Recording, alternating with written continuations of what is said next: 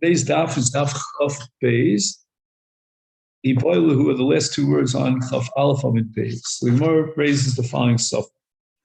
Holach Gadol Abayis Lebeis HaKvaro. So what happens is that the Gadol Abayis is in charge of burial. And he may be taking the mita, the aram, some distance away from the house. And the other Avelim are behind, meaning they're not coming with him necessarily to bury the dead. And therefore they want to start, and they can start the Shiva immediately after the mita goes out. Let's say, for example, if they take the coffin out of the city on the way to the cemetery, at that point, the Bnei Abayis, the Avelim, can start their Avelis. They don't have to wait till what's called Stimas HaGola, till the actual burial. Mao, what's the status of the Gadol Abayis? Does he have to wait until after Stimas HaGola to begin his Shiva? Or is he considered part of the Bayis? And since the Bnei Abayis began already their Shiva, and it may take him a long time until he gets to the cemetery, gets back to the cemetery to join them. When he joins them, can he be integrated into their counting of Shiva such that he doesn't have to start from the beginning and count a full 7 days? Let's say, for example, he comes back, they've already counted a day or two. He can, on one side of the Gemara Suffolk, he can link up with them and finish up the balance of the next 5 days of Shiva, and that's it. He doesn't have to start from day one. Or do we say, no, he's independent, he's involved in the actual Kvura, and Avelus will start for him with Kvura, with Stimas HaGola. So that's the Gemara's sub. And as a general rule, the halacha differentiates between the first 3 days and the other 4 days, and we discussed this already in the past. The main Avelus is the first 3 days. That's really the Avelus Amura, the intense and profound Avelus. So if he's not going to even join when he returns until after day 3, then he's an independent agent. Then for sure the Gemara would hold he has to start Shiva and count from day 1. If he comes within the first 3 days, so that he gets at least part of the kiyum of Nihuge Avelus of Avelus Chamura, the first 3 days, that's where the Gemara has a tzad to suggest that maybe he can be integrated and count the Shiva together with the other Avelim. Toshma, we learned in a statement actually from the Omer Abchia Bar Abba Rabbi Yochanan, Afilu holach gadol abayis lebeis hakvaros mode iman. In other words, it sounds like, according to Rabbi Yochanan, we accept that tzad in the Gemara Ziboilahu that he can link up with the rest of the household, the other Avelim, and count with them. They've already counted a day or two. He can now jump on the bandwagon, be integrated with them, and Lamaisa, he'll only have 5 days of Shiva because the first 2 days he was busy with the Kvura. So the Gemara asks, Moni Moya Vatanya Mona Liatzmo. We have a brisa that contradicts this statement and takes the opposite view that he, the Gadol Abayis in this case, is independent of the Shar Bnei Abayis. Is there any way of reconciling Rabbi Yochanan's statement that he is Mona Imohem with the statement of the Brisa that Mona Liatzmo, Lo Kash, Hadi Asa B'go Tilsa, Had Lo Asa B'go Tilsa. If he returns from the burial within the first 3 days of Shiva, right, he takes a Concorde plane. I don't know, they're out of use, but anyway, he gets back on time before the first 3 days have lapsed. Then he could join together with the other Avelim and just finish up the Shiva when they finish up the Shiva. And that's the psak of Rabbi Yochanan. But the Brisa is addressing a different case where lo asu b'go tos. He doesn't get back within the first 3 days. And therefore, the major chunk of Avelus and Nihuge Avelus has already been implemented. He'll miss that out because he's returning after the third day. In that case, it's Moda Liatzmo. He is independent of the bias. He has to count a full 7 days. And Kiyaha, we're going to support this with the following story. The Amar Lahu Rav Lebnei Hatzlafoni. Rav instructed the people of a place called Hatzalfoni. The Asubigo Tulsa Limnu Badaihu. The Lo Asubigo Tulsa Limnu Linafshayu. Now, in this particular context, Rav is not addressing the case of Godol Shebabayis necessarily. He's talking about a case where some of the mourners are far away and they could not join the base Avel at the beginning of Shiva because they have to travel to get to the base Avel in order to begin their Shiva. But Rav is maintaining the distinction between the first 3 days of Shiva and the balance of Shiva.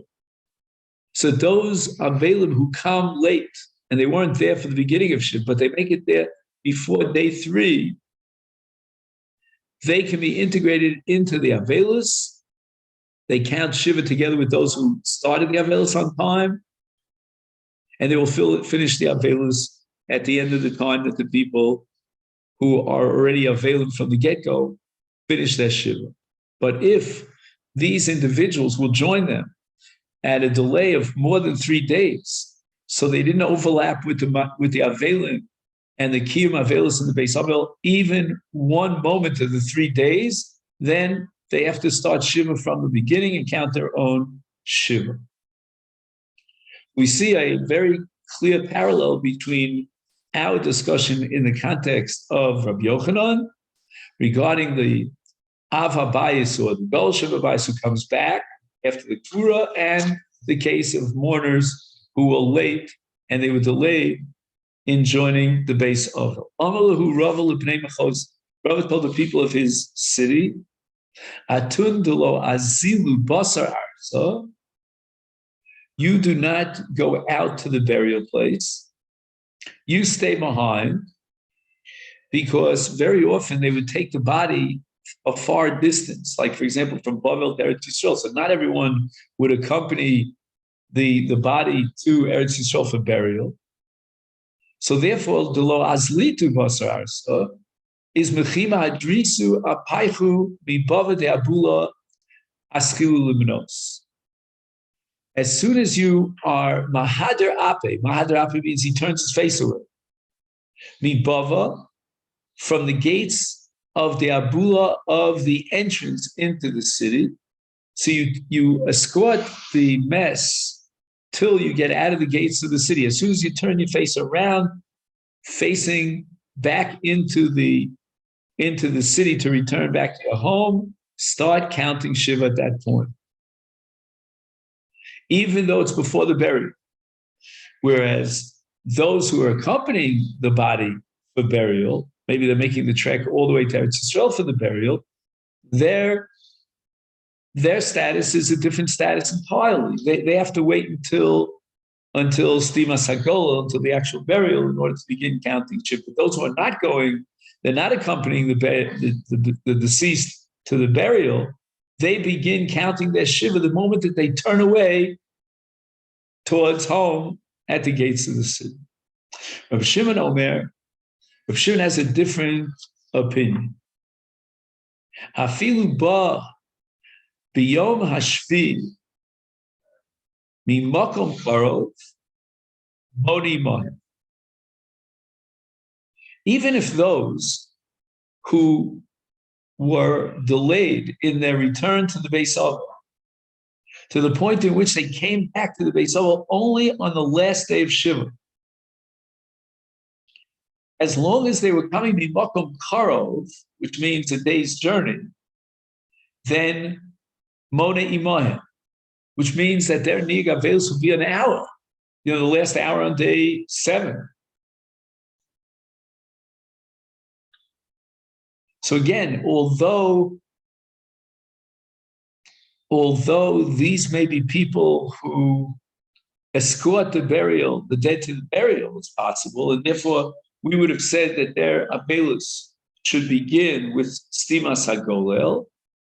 Rav Shimon Omer is mona imohem. He can integrate himself into the Beis Avel and count Shiva with them.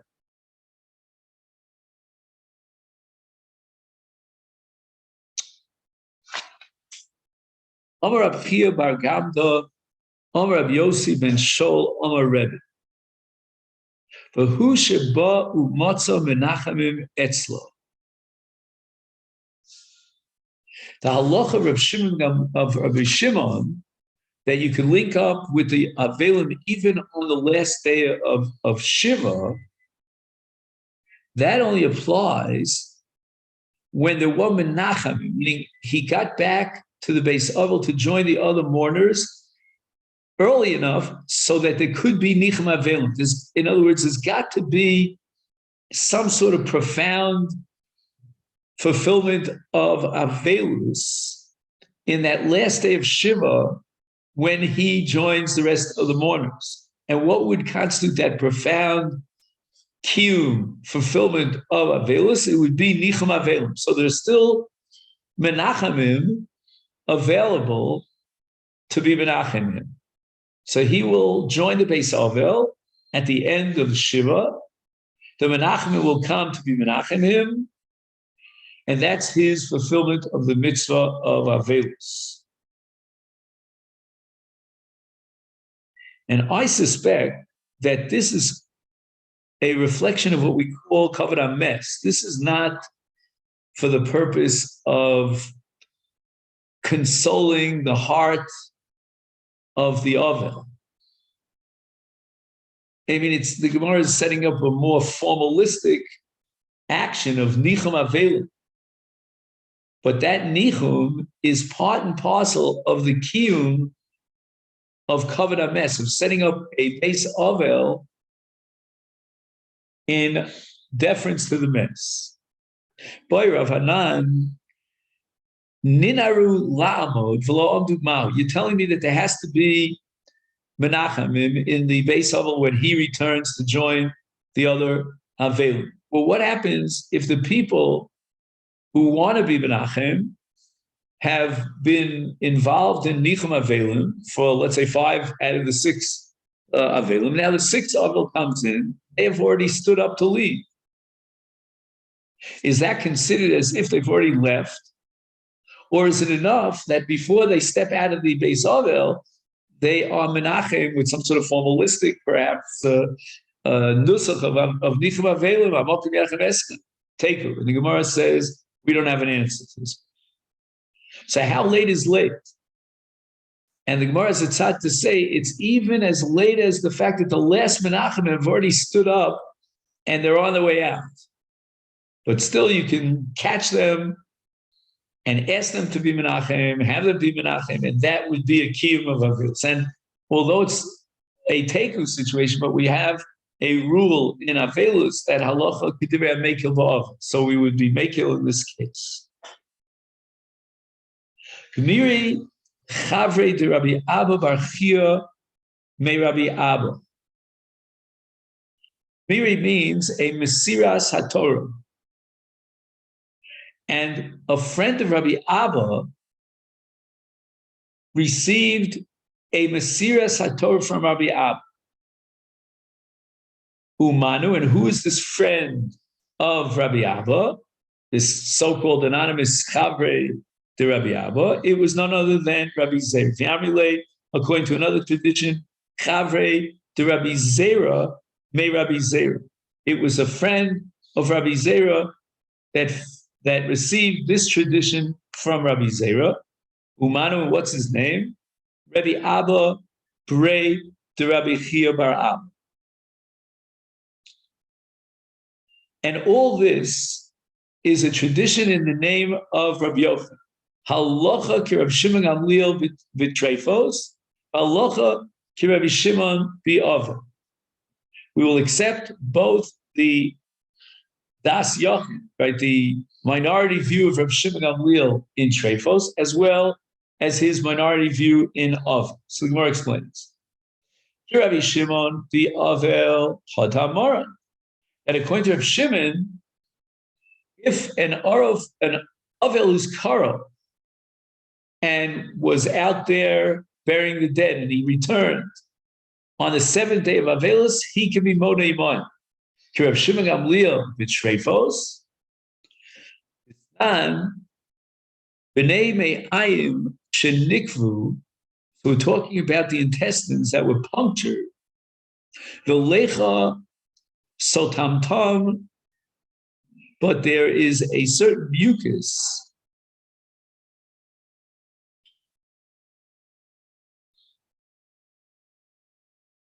which closes up those punctures. The lecha sotatman, this mucus, which is called lecha, sort of plugs up these holes. Sheira, it's no longer a treif. Divrei Rav Shimon Gamliel. My lecha.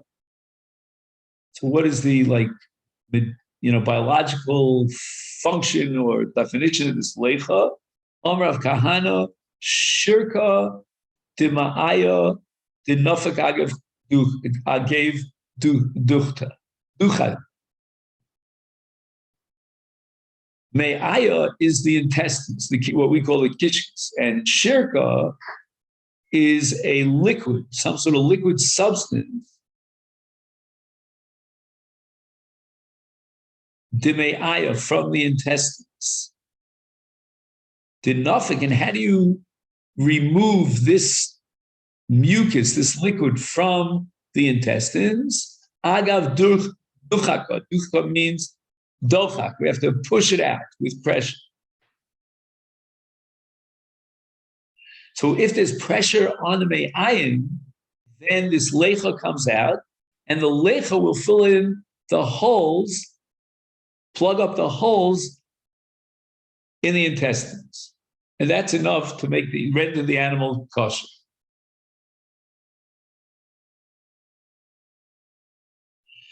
Amar manhu, some anonymous person made the following statement when he heard these decisions and rulings of Rabbi Yochanan. Izki v'asik v'gamra l'shmaita mipumi demora. I would love to merit going up to Eretz Yisrael. Izki, miloshin schus. The asik means to go up, because from Babel to Eretz Yisrael you climb. Babel was lower down. The Agman, I will learn the Shmaita mipumi demara. Pumi demara means the one who made the statement. I want to go back to the original and hear it from the mouth of the master. Ki solik.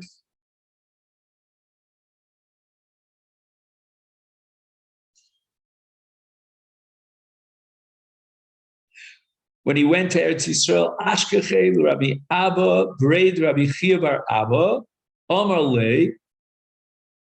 Now, again, it was Rabbi Abba who had quoted this sak in the name of Rabbi Yochanan. Omar Mar Halocha ki Rav Shimon Gamliel b'Treifos. Did you actually say in the name of Rabbi Yochanan that we pass like Rabbi Shimon Gamliel in Treifos? In the case of B'nayim Shenikru V'lecha Sotamtam, Amalei Ana Ein Halacha. Amri. I said that the halacha is not like Rav Shimon Gamliel, which means that we're going to be machmir and we're going to consider the animal treifa as a result of the fact that the intestines were punctured. Rav Shimon v'Ovel Mai, did you paskin, however, like Rav Shimon and Ovel? Amalei said to him, Plukta Ninu. The question of whether we accept Rav Shimon Gamliel, that he can link up with the Avelim and the last moment of the Avelis at the end of Shiva, is in fact a dispute, a subject of dispute. The Idmar, Rav Chizda Amar Halacha, Rav Chizda says that we pass like Rav Shimon, Chen Amar Rav Yochanan Halacha, and Rav Nachman Amar Ein Halacha. We don't pass like Rav Shimon in this case. So now the Gemara goes back to what we discussed before. The Ein Halacha ki Rav Shimon Gamliel b'Treifos, v'Halacha Rav Shimon be'Avel, the Amar Shmuel Halacha ki Divrei HaMekil ba'Avel. So in Treifos, when we're dealing with Isa v'Heter, though Raz Din is Safek L'Chumra, and therefore we have to go Basarov, and we pass like the majority against Rav Shimon, who's the Das Yochid, and we're going to pass on that the animal is treifa. But when it comes to the dinner of Avil, we always accept the Mekil, the more lenient view, and therefore we pass like Reb Shimon Gamliel.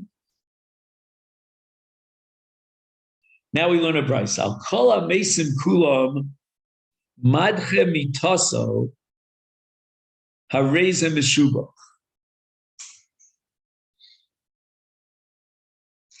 Now the Gemara wants to know the following. This is very relevant to Halach L'Maisa today, as it was always.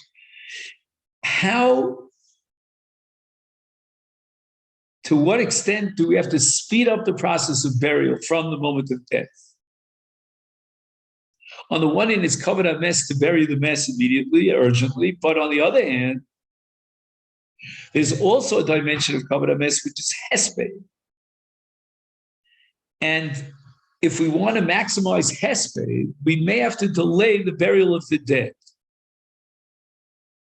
And here, the Bryce is going to distinguish between general Avelus and Avelus al Aviv Val Imo. And that distinction is going to come up over and over and over again. With regard to Stam Avelus, you lose Nebuchadnezzar, a brother, a sister, you lose a child, Rahman al-Islam, a wife, a husband. In those cases, Madche, delay burying the dead. Mitas the coffin. And Areza Meshubach, why?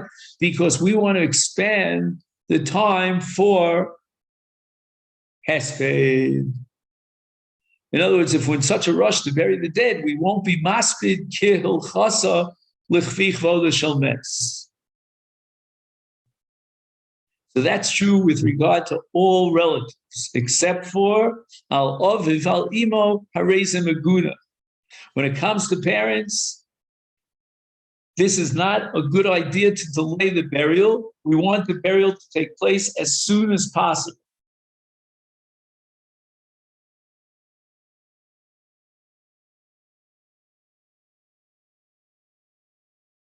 Just 1 second. Let me just make sure I got it right. Maybe I got it wrong here. 1 second. Again, if it's other avelim madcha mitaso. I'm sorry. I thought madcha is milashon dichui. How do you translate the word madcha? Expedite. It's what? Okay. So it's exactly opposite. I made a mistake. I thought madcha means lidchot, delay it. On the contrary, it means that he should be memayer the burial. Let's see if he explains why. In other words, we don't eulogize them so much, and therefore in this collision between, on the one hand, the urgency of burying them, and on the other hand, the covered up mess of eulogy, we will defer in favor of burying the mess as soon as possible, and we will minimize the eulogies if necessary.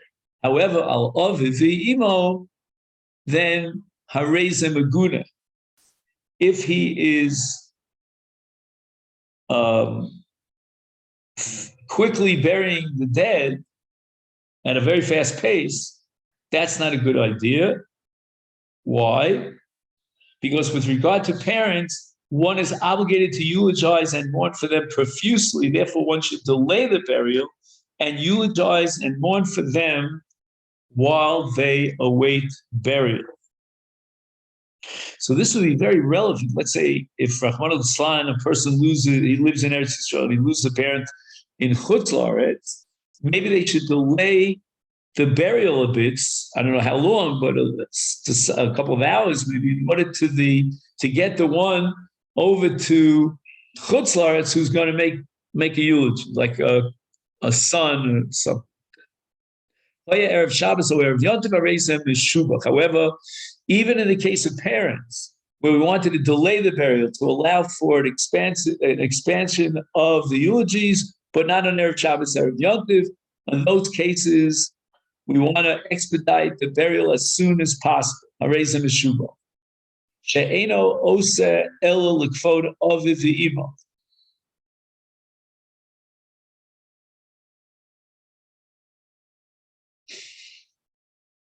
What does it mean, covered avimo? If they delay for the sake of eulogies, then what might happen is, since it's Erev Shabbos, Erev Yonta, they won't get a chance to bury the dead before Shabbos. They'll have to bury the dead after Shabbos. That's not covered avis. So even if it means curtailing the eulogies for Aviv the Imo for the sake of not risking the possibility that we'll have to delay the burial till after Shabbos, then we have to curtail the eulogies and bury the dead as soon as possible. Al kol ha-mesim kulam rotza memayit b'isko rotza eino. There's no absolute requirement with regard to stam avelim. Stam misa means the exception of avimo. And there's no requirement to be mamayit be'isko. So if he loses a brother, he doesn't have to be mamayit be'isko. Now, we have to understand what this means because we already learned that an ovel is enjoined from doing malacha. But I guess here we're not talking about malacha per se. We're talking about isko. It's not heavy-duty malacha. That would be awesome.